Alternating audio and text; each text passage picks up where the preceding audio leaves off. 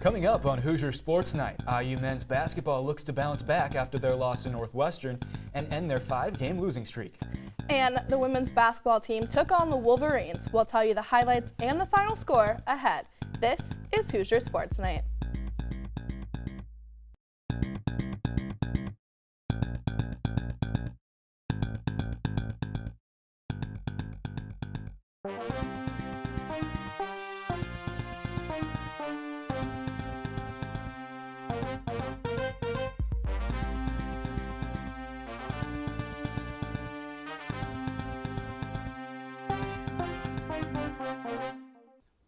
Hello and welcome back to Hoosier Sports Night. I'm Annie Holla and beside me is Maxwell Sterling Glenn. This week we have an exciting show covering all the Hoosier sports that you care about. So let's jump in.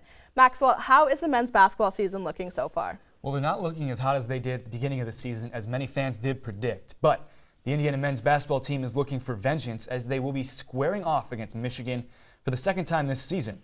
Our own Jared Rigdon has the story. After dropping their 5th consecutive game on Tuesday night at Northwestern, the Indiana men's basketball team will return home to Assembly Hall Friday for a matchup with the number 5 Michigan Wolverines. Michigan, who is 18-1 on the season with wins over Villanova, North Carolina, and Purdue, bounced back from their first loss of the season with a 59-57 win over Minnesota on Tuesday. The Wolverines are led by their three-headed monster of Ignas Brazdeikis, Charles Matthews, and Jordan Poole, a trio that gave the Hoosiers fits during their first matchup in Ann Arbor. Michigan won that first matchup 74-63 back on January 6th. Behind Juwan Morgan's 25 points, the Hoosiers crawled back into the game in the second half, but ultimately fell to Michigan. If the Hoosiers hope to end their losing streak Friday, IU will need improved performances from Romeo Langford and the supporting crew. A season-changing win hangs in the balance on Friday as IU plays for what could be their NCAA tournament dreams. For IUS TV Sports, I'm Jared Rigdon.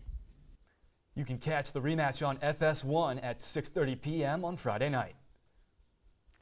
And the women's basketball team took on the Wolverines at Assembly Hall on Thursday night. And our Tamar Scher has the recap. The Hoosiers bounced back after a 2-game losing streak on Thursday night with a 70-60 win against the Michigan Wolverines. Jalen Penn was the biggest scoring threat to the Wolverines tonight with a career-high 28 points for the Hoosiers, knocking down clutch threes and ultimately finishing 6 of 7 from beyond the arc. I'm sure just everybody attacking and kicking out, finding me an open gap. You know, I got to credit my teammates for giving me good passes and executing the plays right, so they definitely play a big part in three-pointers. When she takes her time, she's been more accurate, you know, versus rushing her outside shot. So what was great was in the timeout, you know, I think everybody sensed it and felt it. AP, you know, just looking at Jalen and saying, "You're hot. Let's keep getting her the ball." After being out-rebounded by 15 in the last 2 games combined, Indiana out-rebounded Michigan 44-34 tonight, leaving Coach Morin pleased with the effort. The fact that we out-rebounded them, you know, I think that was probably the concern. You know, for everybody, including the commentators, that you know, we're wondering, curious how we would be able to keep them off the board. So give our kids credit for showing up in a big way, and just again, that's grit, that's toughness, and they just did a terrific job. Indiana hopes to keep this momentum going as they have a big game coming up against number 11 Maryland this Sunday. For IUS TV Sports, I'm Tamar Scher. The Hoosiers will return to Assembly Hall on Sunday when they host Maryland. The all-girl IU cheerleading squad can add another competition win to their resumes as they became national champions on Sunday night. The team traveled to Orlando, Florida to perform at the College Cheerleading National Championships, where they secured first place in front of San Diego State, Florida State, Oklahoma, and South Florida. The Hoosiers will be bringing home their trophy for the 6th time as national champs, making a comeback from last year's competition where they came in 5th place. The Indiana water polo season has begun. The 13th ranked Hoosiers saw their first action of 2019 season this past weekend as they competed in the UC Santa Barbara Winter Invite. The Hoosiers played 4 games in 2 days while out west, starting this season strong as they won a 1-goal thriller against UC San Diego 8-7. Junior Megan Abarta dominated in the season opener, scoring a goal while also adding 3 assists to her impressive stat line. The Hoosiers, however, would go on to lose their next 3 matches of the tournament to Fresno State, 17th-ranked UC Santa Barbara, and top-ranked USC. You can catch the Hoosiers next at the Stanford Invitational on February 2nd and 3rd. The new head coach for Indiana field hockey was announced on Tuesday, but she isn't exactly new to the program. The university announced that Kayla Bashore will be taking over as the field hockey head coach, following the retirement of Amanda Janney Misselhorn at the end of last season. Bashore is a 2-time All-American and 2-time Olympian as well. After her graduation in 2005, she stuck with IU as an assistant coach for a couple of years before moving on to other schools. She brings 8 years of coaching experience back to Bloomington and will look to improve on a Hoosier team with only 1 Big Ten win in the past 2 seasons. Bashore will look to turn the team around in the offseason before the Hoosiers begin play in the fall. When Hoosier Sports Night continues, we'll have a one-on-one interview with the new women's soccer coach. And the Indiana men's tennis team is heading west for their matchup against the 7th-ranked UCLA Bruins. You're watching Hoosier Sports Night.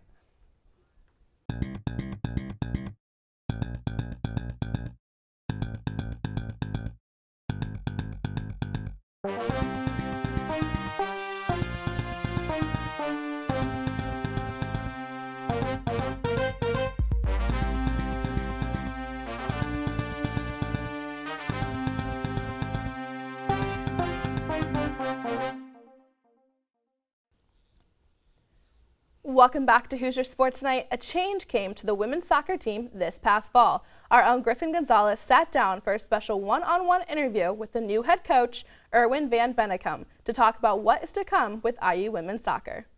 Thanks, guys. When Erwin Van Bennekom was named the head coach of the Indiana University women's soccer program on December 4th, not a lot of people knew who he was. That all changed when we had the chance to sit down with him last week for the first time. First head coaching gig, Division I here at Indiana. Yeah. What made this the right fit? I think it's a couple different reasons. I think the university itself, what it has to offer, from an academic and athletic side, I think it has everything a student athlete wants in an experience, in a college experience. I think that is amazing, and I think the resources, the conference we're in, I think it has everything, so I'm super excited. Nick, you spent 4 years at Duke, rack up a great resume, bring in great players, have great records, and go on and win big games in the tournament. And then you get a call from Fred Glass. Yeah. Talk to me about what the interview process was like. What did Fred Glass say to you when he called and said he wanted you to be the next head coach here? Yeah, that was pretty special. That was,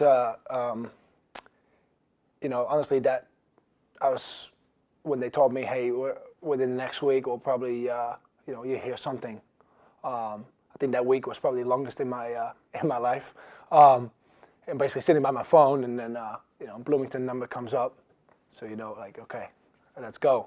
But I knew as soon as I was here for the interview, and I had a great feeling, I think I knew they were going to hire me, to be honest. I had a great feeling with everybody, and also with Mr. Glass. So I just had a good feeling about it, but it was still a stressful week. And when he called, I didn't even care what he had to say. Let's go. It was a special moment. So I want to point out one thing about your departure from Duke. When Yeah. you were talking to coaches, loved ones in North Carolina, you said, I'm only going to leave this program on one condition. What was that condition, and why was it? For a special opportunity. Yeah, really. And ultimately, I'm in this business for a lot of reasons. I love coaching. I love the game. I love working with student athletes, and I love providing an opportunity that sets them up for the rest of life. Right? I want this to be the hardest, but the most rewarding 4 years of their life and setting them up. But I also love to win, and I want this program. I want my coaching staff, myself. We want to win a national championship, and I wasn't going to leave, for any opportunity.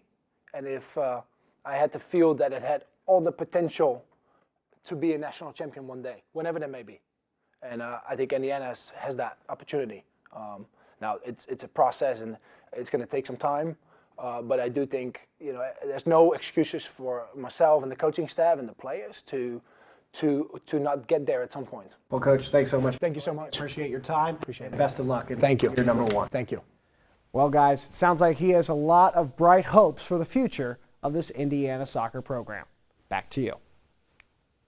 It sounds like some big changes and hopeful goals are heading to women's soccer this fall. You can watch the full interview online at IUS TV's YouTube page. The IU men's tennis team is looking to get back in the win column after a harsh loss to Dartmouth. The Hoosiers were riding high, coming off consecutive 7-0 sweeps of Ball State and Toledo to open the season. Their recent trip to New Hampshire did not serve as IU nearly as well, as the Hoosiers got swept themselves by a score of 4-0. Indiana is now looking to get back in the win column with a trip to Los Angeles, where they will take on number 7 ranked UCLA, as well as Mississippi or San Diego. The team will be relying on 2 ranked Hoosiers in Zach Brodney and Bennett Crane, plus senior leader Antonio Sembayin. The Hoosiers could come back to Bloomington with a winning record if they pick up just 1 win out in California. The Indiana men's soccer team is coming off of their 2nd College Cup appearance in a row, but it looks like they're in for a bit of a retool in 2019. Our Austin Matricardi is joined by Juan Diego Alvarado in studio to discuss some of IU's newest additions. Thanks, Annie. 10 of the 11 starters from last year's squad have moved on from IU, and sure, there are some contributors left over, but another big part of this retool could be the incoming freshman class. On Wednesday, the Hoosiers announced their signing class, including a few highly regarded prospects. Juan, thanks for joining us. Overall, what's your initial impression of this class for Todd Yeagley and his staff? Thanks for having me. Overall, I'm very impressed. The number 6 recruiting class in the nation. A lot of goal-scoring power as well as midfield balance and security in the back with defenders and a goalie in Roman Celentano, which is important because Trey Muse is not longer here. But overall, really good impression. And obviously a very, very talented class, number 6 in the country, as you mentioned, according to Top Drawer Soccer. Who are some of the headliners? Who could Hoosier fans look to make an instant impact in Bloomington next fall? Of course, even Todd Yeagley was very excited to announce both Aiden Morris and Josh Penn, 2 players that can be a potential super duo that can bring a lot of joy for Indiana up in front, as well as creating play. Both of those guys are also U.S. Youth National Team players, something that, could be very exciting for Hoosier fans to watch in the fall. On the other hand, who are maybe a couple of the players who might not make an impact next fall, but by the time they're juniors or seniors, they could be pivotal for Todd Yeagley's squad? The reason of my answer is because I already said Josh Penn is going to be an immediate impact, but the competition he's going to have with Victor Becerra in that position for the forward, it's going to be key. Both of them are going to be competing for that position, and I think Victor Becerra in the future, he's going to bring a lot on the table for IU, goals as well as his experience after playing in first teams for Argentina, FC Barcelona, and AC Milan. All right, Juan, thanks for coming in and discussing this with us. It's the off season, but soccer never sleeps, right? Soccer never sleeps. It won't be long before we're hearing more from Juan and the rest of our IU men's soccer crew, as spring season is just around the corner. Make sure to follow at IUS TV Sports on Twitter and like the IUS TV Sports Facebook page to get updates as the quest for 9 continues. Back to you, Maxwell. Thanks, Austin. In their last 8 contests, Indiana Wrestling has competed against a ranked opponent. This weekend, their schedule will be no different. The Hoosiers will face their toughest challenge of the season Sunday afternoon when the top-ranked Penn State Nittany Lions come to Wilkinson Hall. IU is hoping that their new home will provide a much-needed home field advantage. One wrestler to look out for is Indiana senior Jake Danishek, who upset a top 10 opponent this past weekend at Purdue en route to being named Big Ten Co-Wrestler of the Week. It's big. It's big time. I saw Big Ten tweeted it out, so it shows like high school kids that we are improving and we do have guys that high caliber. It's like if you want to be a national champ, you got to beat guys like that. Want to be All-American, you got to beat guys that are ranked that high. So ranking is just a number. It doesn't add any points to the scoreboard. It's still 0-0. They still throw on a singlet, strap on their shoes. So at the end of the day, it's just a wrestling match. So focus on the things that we do well, and the rest will take care of itself. Escobedo's Hoosiers will take on the Nittany Lions on BTN To Go. The action begins Sunday at 1 p.m. in Wilkinson Hall. Track and field had a strong meet at the Gladstein Invite recently, where several personal records were achieved along with some #1 finishes. Several athletes beat their personal record and came out on top at the Invitational. Nick Lane took first place in men's weight throw with a distance of 19.18. The Hoosiers took first and second place in the men's 400 meter, and that's not the only race that had Hoosiers on top. One of the biggest finishes of the indoor season so far was Daniel Michalski and the men's 3,000 meter. Michalski had the fastest time in the nation so far for the NCAA indoor season. On day 2 of the Invitational, several personal records were achieved. One was obtained by Cooper Williams in the men's 600 meter fast section, and the women's 600 meter also had a personal record by Kelsey Harris. After the Invitational, track and field was ranked first in the regional Great Lakes by the U.S. Track and Field and Cross Country Coaches Association for the outdoor season. And the men's team is ranked 14 nationally for the indoor rating.